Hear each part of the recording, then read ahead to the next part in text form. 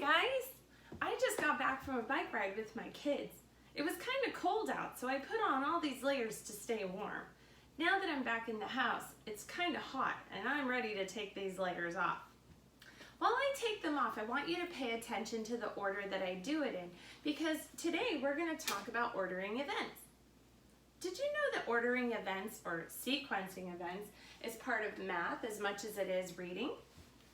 Ordering events is when you put actions or ideas into a logical sequence, and we use the words before and after to describe order.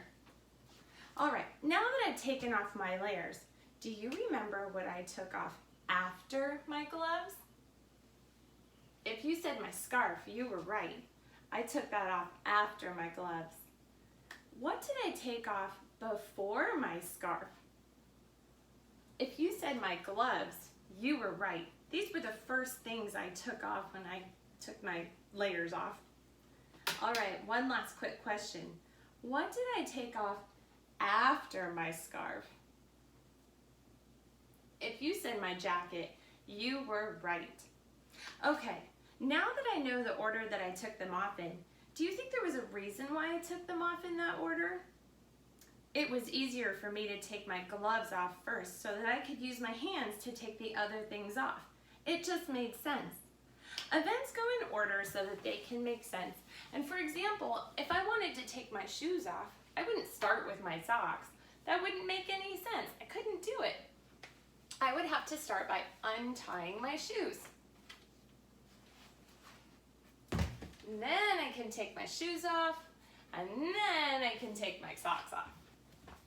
So we're going to practice this idea one more time, but this time we're going to think about our home and the meals that we eat throughout the day. What's the first meal you eat in the day? It's probably breakfast, right? Unless you're a brunch kind of person.